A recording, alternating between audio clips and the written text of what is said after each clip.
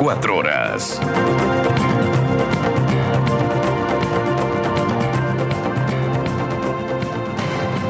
7:31 de la mañana. Le damos la bienvenida a este espacio al abogado Henry Cucalón, exministro de Gobierno. Gracias por estar con nosotros. Buenos días. Gracias, Liz. Muy buenos días con todos los televidentes. Bueno, el día miércoles, usted y la doctora María Paula Romo publicaron al mismo tiempo una fotografía en las redes sociales donde se veía una pizarra blanca con los problemas del país que tienen que ser resueltos. En una esquina la palabra equipo.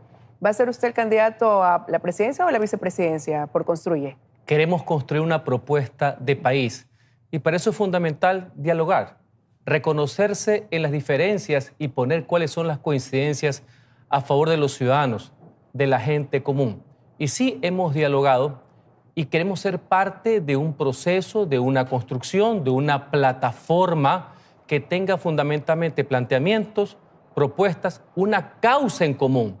Las candidaturas son la consecuencia de aquello. Yo he sido muy claro y muy firme. Yo quiero seguir sirviendo a mi país, sí, y estoy sujeto a todos los procesos democráticos. Si el partido Construye, si varios partidos que forman el centro político creen que yo puedo ser parte de ese proceso, que yo los puedo representar, yo estaré ahí. ¿Por qué sí con Construye y por qué no con Creo? Bueno, los diálogos están abiertos. Lo que pasa es que aquí, y lo digo en general, nadie está en condición de imponer nada. Aquí uno debe ceder, uno debe construir, uno debe reconocer también cuáles son las posiciones. Así que con diálogos podemos hacer un gran frente nacional, no hay ningún problema. Pero ha estado dialogando también con Creo, porque Creo ya anunció que irán con candidatos propios. Durante muchos meses dialogué con la dirigencia y con los nuevos dirigentes que tiene el movimiento Creo. Hoy he hablado con la dirigencia de Construye, con María Paula Romo, que es una persona inteligente, capaz, también con mucha vocación de servicio público. Ahora vienen los planteamientos, pero usted ha dicho, le interesa a la gente. Dialogué tiempo pasado, hay que construir tiempo presente. Por supuesto, y hay que hablar del futuro, que al final de cuentas ya no se trata de nosotros, se trata de los ciudadanos, se trata de la gente común. Ahora, ¿cuáles son quizás esas coincidencias que llevan a deponer esas diferencias? Porque en el 24 de noviembre del 2020, usted la interpeló como ministra de Gobierno y usted decía en ese momento que ella representaba a un gobierno que daba paso al reparto, a la inseguridad y que tenía que ser destituida, cosa que finalmente ocurrió. ¿Dónde quedan esas palabras y ese criterio de aquel entonces? Ese fue un proceso político partidista en contra de la ministra María Paula Romo. Yo he sido ministro de Gobierno y uno termina siendo pararrayos del gobierno. Posición política, no personal. Creo en la honestidad de María Paula Romo, pero hay algo importante. El tiempo y las investigaciones ponen las cosas en su lugar. El motivo de ese juicio político, no penal, fue los hechos acaecidos en octubre del 2019. Época muy difícil, de mucho vértigo, por decirlo mismo. Después se habló del tema de los hospitales. Hoy existe un sentenciado, que es el pillo, Daniel Mendoza, que fue tomado preso por el mismo gobierno entonces y está sentenciado. Así que ese tema está totalmente virado. Tenemos la madurez democrática suficiente para reconocernos en las grandes convergencias que tenemos y poder superar la pequeña diferencia que existe. Ahora, y superando esas diferencias y más bien manteniendo esas coincidencias, 4 años después, ¿qué es lo que ven en común que necesita el país? Lucha contra la impunidad. Esa es una de las grandes convergencias. Segundo, necesitamos un país seguro con una economía que funcione para todos, fundamentalmente para los más pobres y para la clase media. Y en esa línea de la seguridad es importante que, por ejemplo, los temas de purga y metástasis no solamente avancen en el tema judicial, sino en el tema de la depuración a nivel judicial y a nivel de las filas policiales. Asimismo, tenemos que, en convergencia, trabajar por la extinción del patrimonio de los criminales, del crimen organizado. El tema del financiamiento, cooperación con todos los países amigos, porque el crimen organizado es un delito transnacional. Hay también muchísimas coincidencias en temas que tienen que ver con generación de empleo. Lo que hemos venido haciendo no funciona. Hay que reactivar, hay una modernización sin precarización, hay que insistir en nuevas modalidades, ¿por qué no abrir el debate, sí, del tema del contrato a plazo fijo? ¿Por qué no, de mejor manera, de forma más pedagógica, insistir inclusive por el tema de los jóvenes en temas de la contratación por horas, sin irrespetar, sin regresión de derechos? Y hay muchísimos temas también en el orden político y fundamentalmente también en el orden de la protección social. Ahora, en el pie de foto decía, en esta imagen que circuló el día miércoles, decía, hay que soñar con un Ecuador seguro y con una economía que funcione por todos, que hayan soluciones y no distractores. Por supuesto, porque estamos en el mundo de las cortinas de humo. Los problemas del Ecuador son sumamente serios, son complejos, no son simplistas. Aquí no puede haber distractores todos los días, no podemos venir con banalidades, ¿ya? Sino que son temas que hay que verlos de forma aguda, con sumatoria de esfuerzos, sin egoísmos algunos, y eso merece un ejercicio de seriedad y de racionalidad. Pero si usted ha dicho que está dispuesto a servir al país, ¿qué falta para que se pase del sueño a la realidad, para concretar y que usted esté en la papeleta del 2025? Bueno, hay varias etapas.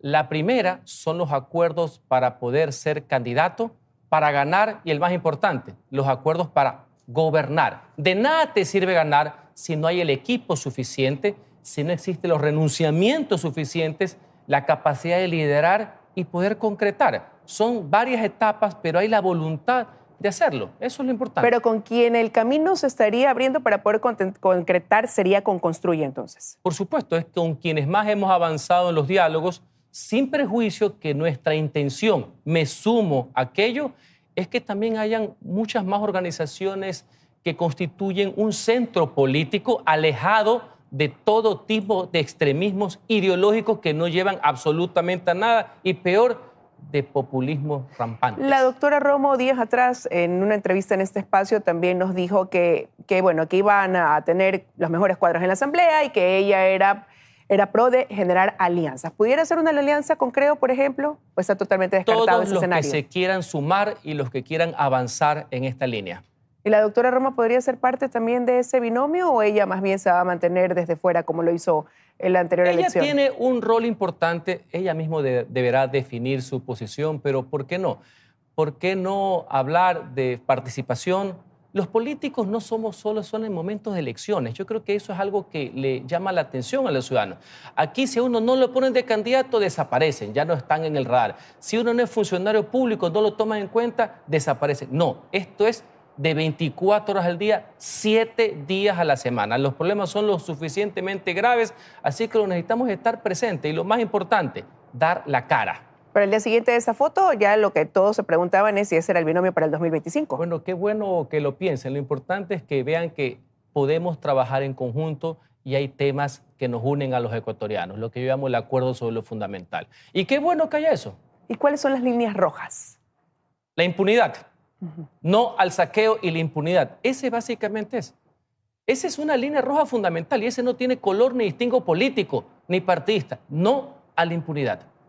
Ahora, me gustaría conocer también su criterio sobre lo que está pasando actualmente, ¿no? Se abre cada vez más esa brecha entre el legislativo y el ejecutivo, sin la falta de un actor, dicen desde el legislativo, que pueda más bien alivianar y tender puentes, sino todo lo contrario. Eso de ahí, ¿cómo proyecta lo que resta de este gobierno? En algunos casos, conflictos absolutamente innecesarios. Lo dije aquí hace pocos días. ¿El Ejecutivo tiene pleno derecho a vetar leyes que presente el Legislativo? Sí. ¿El Legislativo tiene derecho a fiscalizar y hacer control político al presidente? Sí. Y no puede constituir eso ningún tipo de conspiración ni de sedición, que sé cómo puede actuar una asamblea. Y no creo que sea este el caso, más allá de los errores que pueden existir. Tratar de inventarse supuestos procesos de locura cuando no hay ningún tipo de resquicio ni planteamiento al respecto es una vez más caer en distractores en los cuales parecería que el gobierno quiere entretener a los ciudadanos para que no nos enfoquemos en lo de fondo. ¿Distraer la atención de qué? De los temas todavía de fondo. Hay problemas en la seguridad, hay problemas en materia económica, pero que en cambio deberían reconocer que hay el ánimo y la voluntad de proseguir. Yo le quiero poner un ejemplo, Liz. El gobierno tomó una decisión muy dura hace pocos días, que tiene que ver con la eliminación de los subsidios a la gasolina. Normalmente eso llevaría a que haya grupos que en vez de protestar, lo cual es legítimo, y presentar alternativas, ya quieran ir pues, a la anarquía, al derrocamiento, etcétera, lo cual está mal. Y otros grupos políticos que piensan lo mismo solo por cálculos, no lo apoyen y que busquen que un gobierno les vaya mal para ver si a ellos les va bien. Yo no creo eso.